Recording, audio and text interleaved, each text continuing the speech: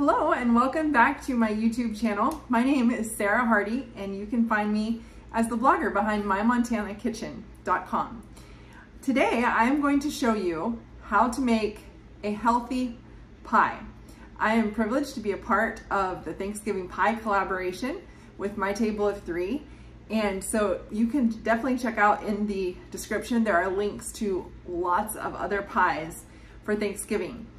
This particular pie is different in the fact that it is a healthier pie. It's sugar-free, it's low carb. So even if you don't eat that way yourself, if you have someone who's coming to your Thanksgiving dinner that does, this would be an easy thing for you to make for them. I have made this countless times. My entire family loves it. In fact, they fight over the last pieces of it. And I've made it lots of times for other people too who don't eat sugar-free. And I've yet to have a person not love it. So it's a remake of the pie that my mom used to make, strawberry pie my mom used to make growing up, which was not low carb and was not sugar-free. So I've adapted some things. So I'm going to show you just how simple it is to make it. Usually I make it in, now today I'm going to make it in an 8x8. A lot of times I double it and I make it in a 9x13, but today I'm just going to do the 8x8. You can definitely make it in a pie pan. If you click the link in the description box below and go to the actual recipe to print it, you'll see that I made it in a pie plate, and you can do that too. It's very adaptable, very customizable. You can change the fruit on top to be anything you want. So let's do it. We're gonna start with a little bit of butter. I have a 1/4 cup of melted butter here. And to that, I'm gonna add some baking blend. Now this is like the Trim Healthy Mama baking blend, but never fear if you don't have that or don't want to buy it, you can make your own, which is actually what this is. This is my cheap version of baking blend. And that is, you just mix an equal amount of almond flour, coconut flour, and almond meal, and it's a 1-for-1 measurement of the baking blend. It is gluten-free and low carb, so I'm going to add 1/2 cup of this to here. All right, and then we're going to add a tablespoon additional. All right, so baking blend, butter, sweetener. The recipe actually calls for gentle sweet, which is my favorite sweetener to cook with, but I don't have that today, so I'm just using this, which I bought at Costco, but anything you would find at the grocery store is probably fine. And I'm just going to use a tablespoon of that for the crust, and then I'm going to add 3 tablespoons of water,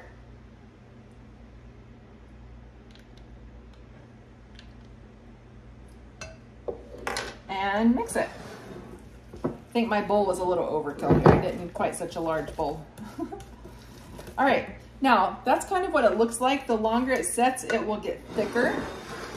So we're just going to put it straight in the pan.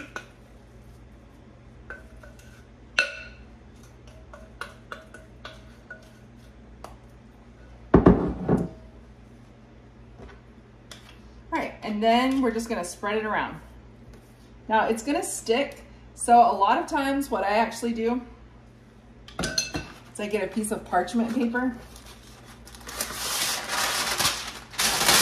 and I just kind of use it to press it out. So I'll show you how we do that. We're just gonna press it until it's in all the corners and it's spread evenly in the pan.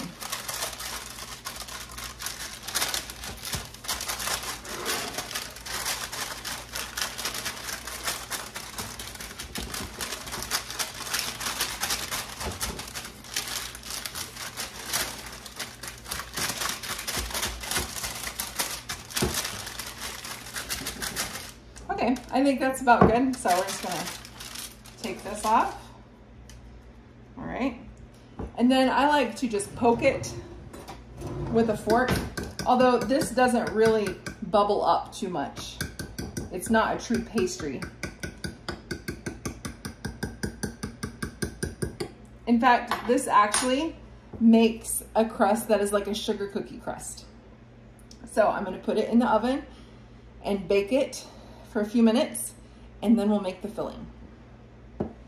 This is a strawberry pie, so I'm going to be using strawberries, obviously, but I have made this before with blueberries, and it works great as with blueberries.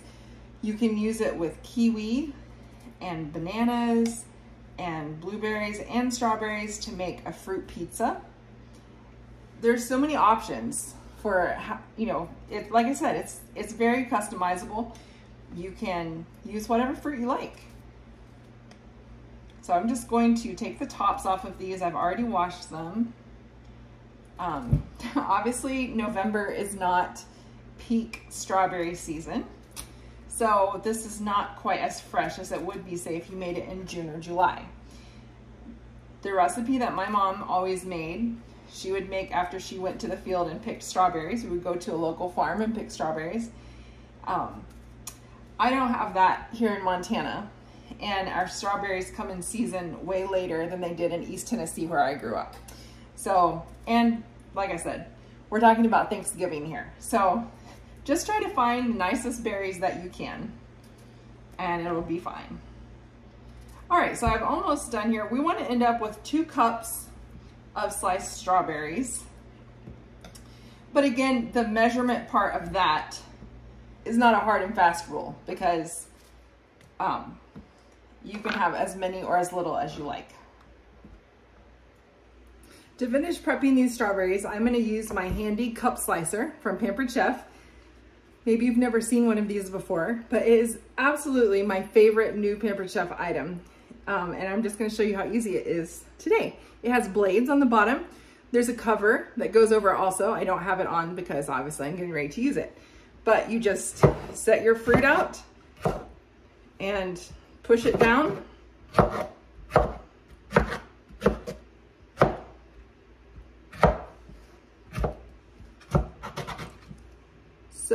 So easy. Then I pour it in here and do a few more. It goes faster if you have them set out a little distance from each other. You don't have to, but it goes a lot faster that way.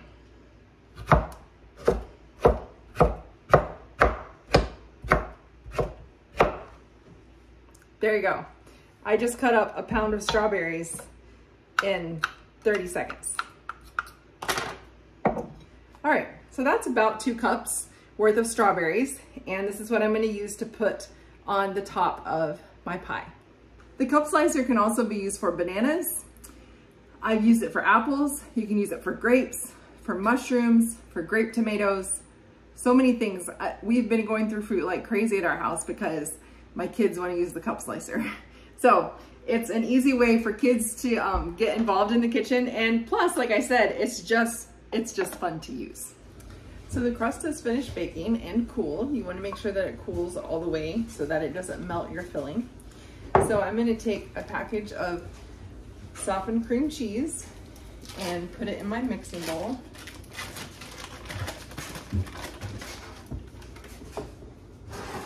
Then we're going to beat it until it's nice and smooth, that there's no more lumps in it.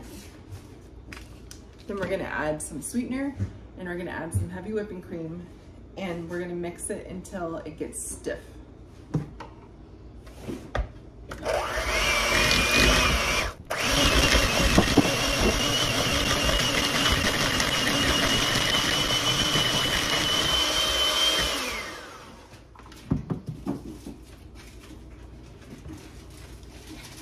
We're gonna add 1/2 cup of heavy whipping cream.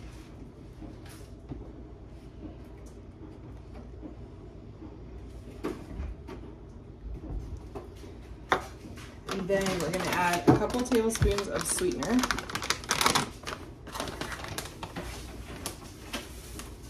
Again, you can adjust. If you want it sweeter, you can add more.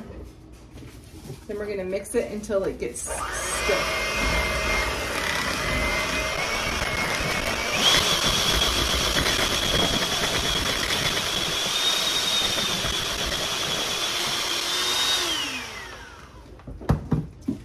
So you want it to look about like that. then we're just going to put that over top of the crust.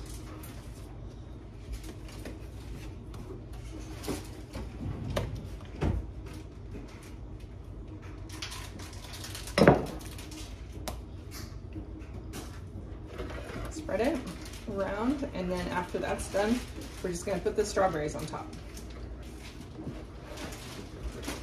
If you want to be fancy, you can definitely lay them all out in a nice pretty design. Or you can just throw them on. That's what I usually do. Just kind of spread them out. If you want to add more, you can. If you want to add some blueberries, you can. Like I said, you can use whatever fruit you want. Just kind of press them down a little bit so they're in the cream cheese mixture. There you go. That's all it takes. Now you see that is super simple, super easy, but still delicious. And I wouldn't be upset about having strawberry pie for Thanksgiving. It's not traditional, but it's still delicious. So you want to put it in the refrigerator for a couple hours to chill before you actually serve it. That's not absolutely necessary, but best practice. I have also actually made this dessert in muffin tins, and I just put a little bit of the crust in the bottom. I do use muffin tin liners, so it's much easier to clean. Just put a little bit of the crust in the bottom, the cream cheese mixture, some strawberries on top, and they're like little individual pies or tarts. My family loved it whenever I made them that way. However, it's a lot more work than just spreading it out in one layer. So I haven't done that too often, but if you wanted to use it for a party or a special occasion, you definitely could. But again, most of the time I double the recipe and make a 9 by 13. It's so customizable. And like I said, it's like a sugar cookie crust. So it makes a great fruit pizza of any kind. So I hope that you will give it a try and let me know what you think. Be sure to check out all of the other great pie videos for this Thanksgiving pie collaboration. That list is in the description box below this video. And make sure you check out those other pies and then comment below and let me know what pie are you going to make for Thanksgiving.